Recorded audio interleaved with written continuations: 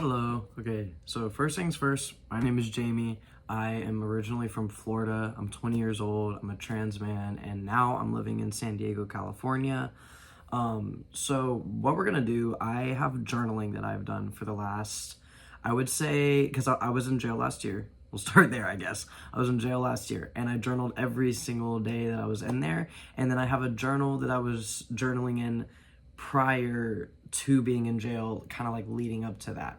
So what I want to do, I started this YouTube channel literally to just read that journaling, to get super in depth and vulnerable about my struggles with going to different mental institutions, my struggles with dealing with addiction, my struggles with dealing with homelessness, and then also everything that I experienced while dealing with the incarceral system and dealing with the entire case that I was locked up for. So yeah, if you are interested in this in any capacity, definitely tap in. In addition to this, I'm also a Reiki healer. I do tarot readings, I do astrological readings, I do birth chart readings like for astrology. And then I also make clothes, I also make jewelry, I make art. I'm an abstract artist, as you can see. So I have a lot of different things. You can go to my Instagram if you want to, find out any more info about how to obtain anything, any of my services or anything that I have to offer. Anyways, let's get started. So I have my journal right here.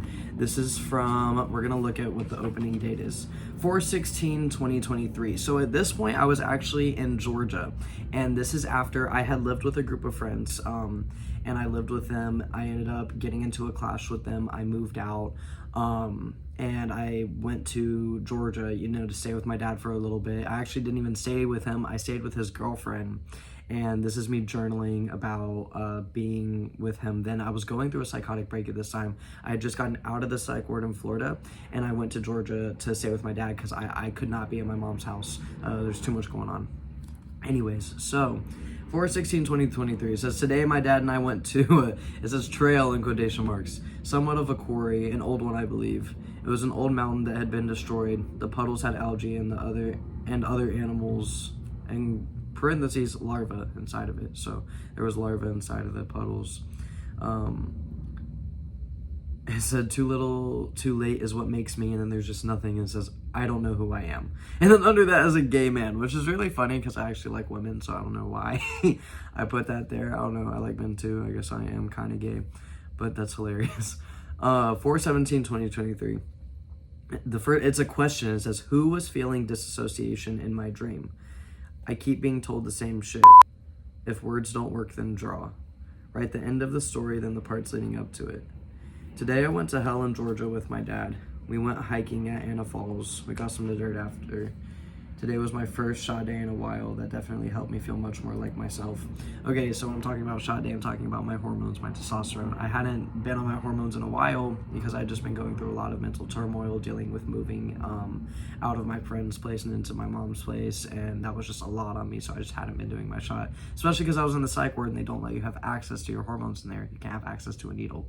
So anyways, 4/20. This is 4/20/2023, so about 2 years ago at this point.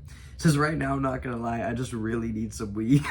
I need to get my shit back together and get back to Jacksonville, Florida is where I'm from. This is when, I know that I wrote this down when I was in Macon, Georgia. I was staying with my grandmother at this point because my dad's girlfriend was kind of just over having me stay at her place, which is fair. Sunday, 4/23, said, one thing I know for sure is I'm queer as hell. I know I want to be in California. And then I asked myself a question. I said, are you going back to Jax or no? And there's no answer to that question written down. I literally could not decide what to do. Okay, 4/24. What makes my soul happy?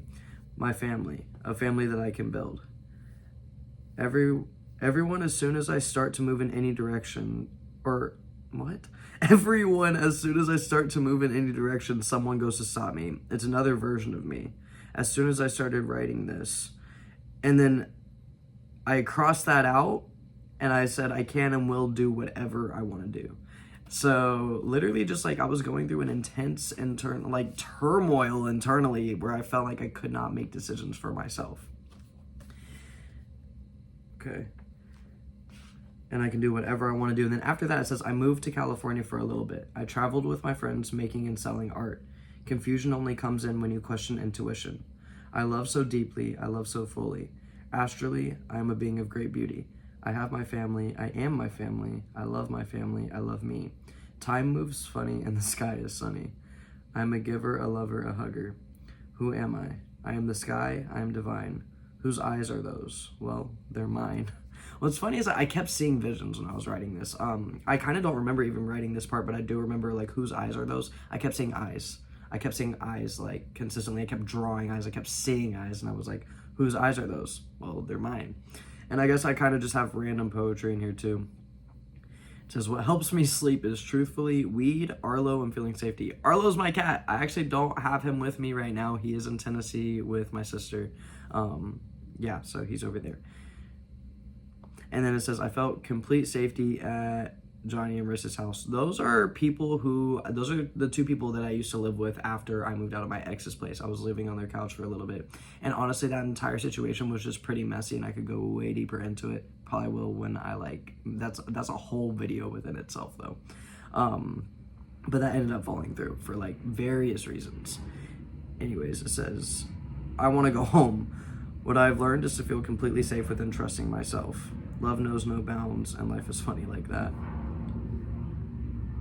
I want to come home more than anything. I want to come home. I remember writing that down and feeling like literally such a longing to know where my home was. I was like, I want to go home. I want to come home. But I was like, I literally don't have a place where I feel comfortable and feel like I can definitively say, oh, this is my home. Like, this is a place where I comfortably want to be. This is a place where I feel safe. This is a place where I feel loved and respected. I didn't have a place where I felt like that. Excuse me. I had places where I could lay my head at night. I had places where I was fed a meal.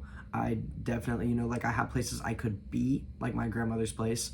A big reason I would not ever stay there again, mainly just because there's a very, very prominent feeling of repressed transphobia in that household, and homophobia as well. Just a very ever-present feeling that I'm not fully accepted there. And then also my grandma, I call her Mimi. She's a little neurotic, in all honesty, a little bit.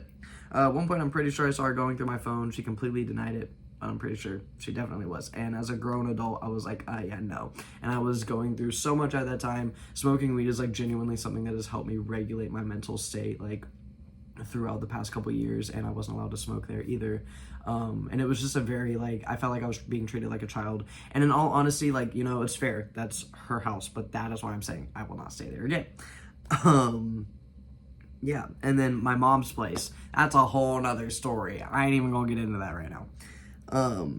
Says, I don't know what to do. I want to move back. It says, I'm angry at Marissa because she consistently invalidated my transness. And she told me, quit therapy, I'll be your therapy, and I listened to her. She did say that to me. She was like, quit therapy, I could be your therapist. Literally said something like that. And honestly, I haven't really been to therapy consistently since then because I have learned how to therapize myself. I've learned how to journal my emotions, and I've learned how to work through different things on my own. I do go to therapy from time to time just because it is necessary for the steps I have to take in my transition. However, telling an 18-year-old transgender kid who is struggling with addiction to not go to therapy and that you can be their therapist, and then getting mad when they vent to you on a consistent basis is really fucked. Don't do that. Don't do that. Just don't. Maybe don't do that.